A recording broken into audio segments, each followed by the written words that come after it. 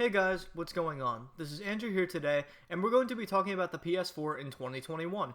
This is a similar video to the one we did with the Xbox One, but this time we're going to be getting into some negatives. Just a disclaimer before we start this, the PS4 is my favorite console of all time at the moment in terms of the games, and in my opinion, this had the best exclusive lineup out of any console ever. I really enjoyed it like crazy during the last generation, out of everything of all time.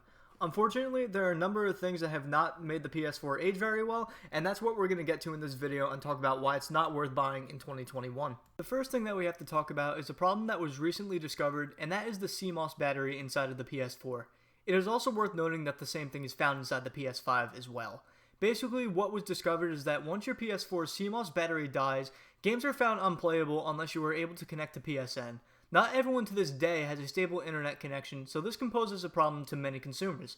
To make matters worse, obviously there will be some day where PSN will shut down on PS4, and without being able to connect to the servers, the PS4 will be unplayable. Sony is looking into the issues with fixing this problem, but what happens in the future if someone has their PS4 in an attic somewhere after upgrading to the PS5, doesn't download that update to not use the CMOS battery, and ends up selling the console in the future when the servers are down? Essentially, that person who has the PS4 next will have to either fix it themselves by replacing the battery inside of the console, which is a risk, or paying someone else to do it. As I stated, the battery is replaceable, but it is a risk to your system if you don't know what you are doing. The next thing we have to talk about is the price tag. As of now, if you go on any retailer's website as you see here, the prices are just way too high for a PS4. Looking at these prices, you can get a PS5 or PS5 All Digital Edition for around the same price, especially once the PS5s have more stock, they're easier to get, and you don't have to worry about turning to scalpers for one. On top of that, PS5 has backwards compatibility for PS4 games, and Sony is still upgrading some of those games to play and look better. Now, I know you guys are going to say, why don't I just get a used PS4 on a third-party website? Well, where that's an option, I wouldn't do it until Sony fixes the issue where you need a CMOS battery in order to play games offline. You never know how old one of the old PS4s you are getting may be, and it definitely is a risk at the moment, especially if you're going for one of the first edition PS4s, which has been out for many years now.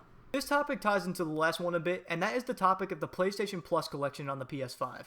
I feel like this was a way to get people to ditch their PS4 and go for a PS5, considering that they didn't offer this option on the PS4, and in my opinion, this wasn't a great move by Sony. Basically, with the PlayStation Plus membership, you can download a majority of the exclusive PS4 lineup as well as some of the bigger titles of the last generation to your PS5. This basically defeats the purpose of buying the PS4 for the time being, because you would have to go and buy those major games individually if you wanted to play them on the PS4. As I stated before, many of these games also have upgrades for better visuals and frame rate on the PS5. Sony will continue to add games to this list, giving you an even bigger library, so this is basically defeating the purpose to get a PS4, because otherwise you would have to buy all those games individually, rather than basically just getting them all with a $60 for the year membership on PS5 with the PlayStation Plus collection. This is the last topic I'm going to be discussing, and that is that the PS5 is slowly starting to become worth the purchase. We're starting to see many more games come to the system now, and that includes some exclusive titles that are pretty exciting, such as the new Ratchet & Clank, Demon's Souls Remake, Sackboy, Spider-Man Miles Morales, Horizon Forbidden West, and Returnal, to name a few. Obviously, these consoles aren't very easy to get your hands on at the moment, but I have a feeling that things will start to get better as the holiday season comes around. With that being said, I think it is worth waiting until the holiday season to get your hands on the PS5, considering there will be an even bigger variety of games. In my opinion, with the PS5 basically having all of the features of the PS4, there's really no need to buy one unless you are a collector, or you can find one for like under $100. But really, wait until that CMOS battery issue is fixed if you're going to do that.